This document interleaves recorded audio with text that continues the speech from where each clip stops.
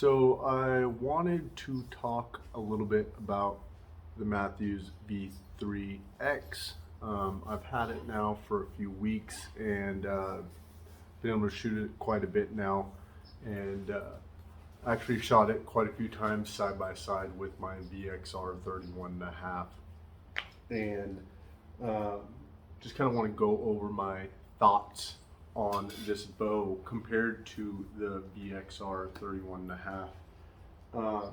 First off, I'll start off by saying I set it up how I have it. I kind of threw up a few videos in regards to how I have it set up, but I'll go over it again. I'm running a 15-inch Ramrod's Wraith bar up front, 1 ounce weight. This is a Shrewd 8-degree quick disconnect up front. In the back, I'm running a Wraith bar by Ramrod's again. This is the 4 ounce tungsten filled vibration dampening stabilizer weight. Doing the tight spot pivot. It's the 2-piece quiver. It is insanely adjustable. It could even go out further than this. Excuse me. And you could adjust it in, out. It, as the name dictates, pivot. It pivots quite a few different places. And I went over a video in regards to what I did to kind of customize this to this bow. And then the Hamskea, this is the Hunter, right? Yeah, the Hunter Pro. I have the Trinity on my VXR. I'm running at the moment the Spot Hog. Let the plane fly over. This is the Spot Hog Fast Eddy XL. It is the double stack, and then a Hamskea Raptor Peep. This 3/16. I really like the 3/16 aperture for my setup, but the way it's set up, it actually weighs less than my VXR 31.5. My VXR 31.5, essentially the same thing. It's the 1-piece detachable tight spot, 5 arrow quiver as well. I'm running a 12-inch bar up front and an 8-inch bar in the back. This is a 15 and a 10. And then a different sight, it's the Black Gold Pro. But all said and done, even with this being a larger bow, it's 7.9 pounds I weighed it at yesterday. And then the VXR came in at 8 pounds 3 ounces.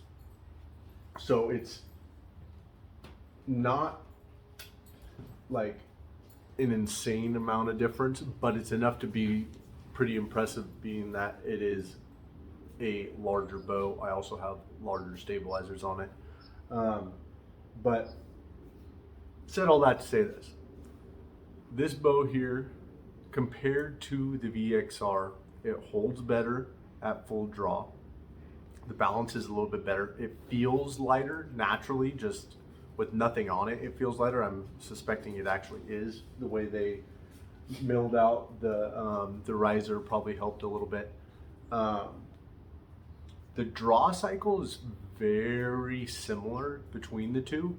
The VXR is a slight bit more aggressive. It's not much, but it is. And then the one thing that is noticeable throughout the draw cycle itself, once you get closer to the back wall, when the VXR kind of dumps into that a little bit more than the V3X. I didn't shoot the V3X 29. This is a 33. I didn't shoot that one, so I can't say if it's any different. But between the 31.5 VXR and this 33 V3X, this comparison, the VXR, that dump into the back wall is noticeable compared to this. The draw cycle's slightly more aggressive, but not anything that is insane. The string angle for me is a lot better. I'm a I'm supposed to be a 30-inch draw, but with Mathews, I had to go down to 29.5. So I'm running the 75-pound mods, 80% let off on both bows. So it is apples to apples, minus the fact that the VXR is at 80, this is at 77. So take that as you may. But this feels much smoother throughout the cycle, and once you get to the back wall, it doesn't really drop into that back wall. It goes, and it almost feels like it just kind of locks into place. It's not as aggressive of a dump into the back wall where sometimes you'll come pull, and then it'll drop and you get kind of shaky. I get that every once in a while with the VXR. Do not get that with this at all. But yeah, the string angle's a lot better. I have seen a lot of people ask online what the overall dimensions are, and I believe from the top of the cam to the bottom of the cam, it's 39 inches. Measure that real quick. If I'm not mistaken, it's right around 39 inches. I'm not sure what the VXR is, but it's got to be a few inches shorter than that.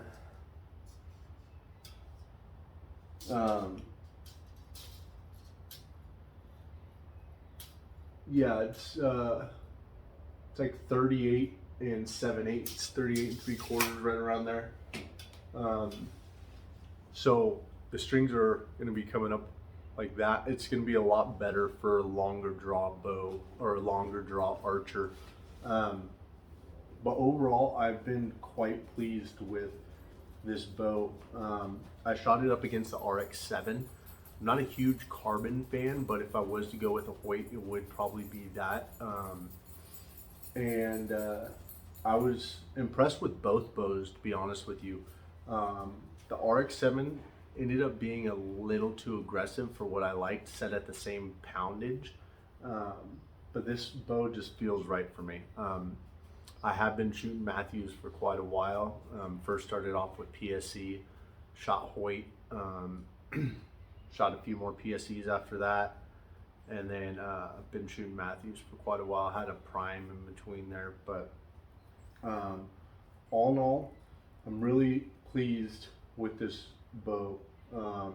One thing I did notice, the solid color, I went all black this year. Last year, or 2 years ago, I guess, was the VXR. I did the stone. And the stone is like a super, super smooth finish. This has got some texture to it. Not sure if it's supposed to or not, but I kind of like it. And yeah, other than that, super easy to set up and tune. I got the bow from a local shop, and we kind of farted around with it there, and then I brought it back and kind of tinkered a little bit more with it, did a little bit more top hat tuning, and all in all, I've been super pleased. It was very easy to tune. It's super easy to shoot, and it's just great. I really like the longer axle. The axle had a traverse, and I've had the traverse, and I wanted to actually switch it to the switch weight mods, but then this came out and I just had to pick it up. So the cool thing is also having that stay afield system. Doing the hunts that I do with my buddy in the backcountry, it's super beneficial to be able to have that. I've always used to carry like a titanium rod that had like shrink wrap on it, and I'd have to do the old school way of putting in the cams when you're either pulling it back a little bit or compressing the cables and sliding it in so you can kind of tinker with it.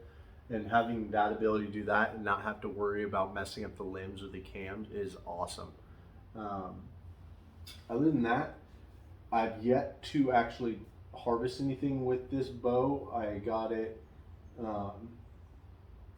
late December.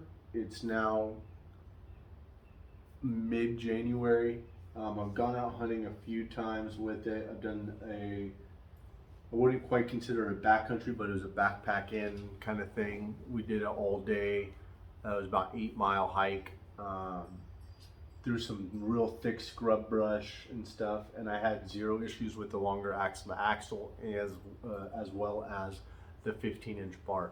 It's light enough to kind of maneuver around everything, and it's not so big that it's cumbersome to go through any sort of thick vegetation.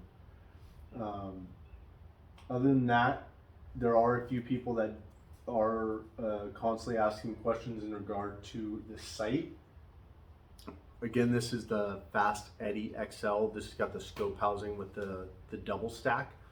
And to utilize this right now, if you want to do this, I'm assuming that Spot Hog's going to come up with some sort of offset bracket so you don't have to worry about windage as much. But if you look, it is pretty dang close. It's touching that inside part of the bracket. You need to utilize the smaller ring here as opposed to the larger one. You can't get enough over, so you get the smaller ring, and I still have a good amount of windage adjustment here, the micro adjust. I'm right dead center of that, so I still got quite a bit of movement left and right if I do the micro adjust. If you're the kind of person that's really kind of OCD and wants that housing off of the bracket, I guess you could probably move the windage over a little bit and push the rod out so you get that out a little bit. It's going to be in the same spot visually, but I haven't had any issues with it. I've shot it very, very extensively and had zero issues with it. So yeah, for the moment I'm running that. I will be running the dialed sight when that comes in, when they say it's like summer, so several months from now. Really looking forward to getting that in and shooting that and testing that out. But yeah, all said and done, I'm very, very pleased with this. It's, for me, a better feel than the VXR, just because I am a 29.5 inch draw length. The 31.5 bow, it's still decent, but anything gets smaller than that and it starts to where I have to kind of duck my head in, and it's not very comfortable and not easily repeatable for shooting. So having something like this is definitely more beneficial for me or anybody that has a longer draw, so you don't have to duck your head in and have any issues with that. But shoot super smooth. Adding that vibration reduction weight on the back, it is pretty insane actually. The bow doesn't have very much vibration at all. It's more of like a recoil kind of feel. You throw that on there and it absolutely kills it. So yeah, I'm trying to think if I got anything else in regards to that. I don't think so. I'm quite pleased with it. Next time I go to the archery shop, I am going to try to shoot the V3X 29, test that out, kind of just get an idea of what the difference is. I don't know, but yeah, I like the bow. It shoots really well. It's super sturdy, and I have zero complaints about it thus far. Yeah, no complaints. So if you have any questions, feel free to hit me up. If I missed anything and you want any questions answered, feel free to hit me up at any time. You can follow me on Instagram and ask there. I'm almost always answering questions on there. I try to answer them as quickly as possible. And then here on YouTube, I tend to not check as much, but if you do have anything, hit me up on Instagram and I'll be able to answer those questions for you.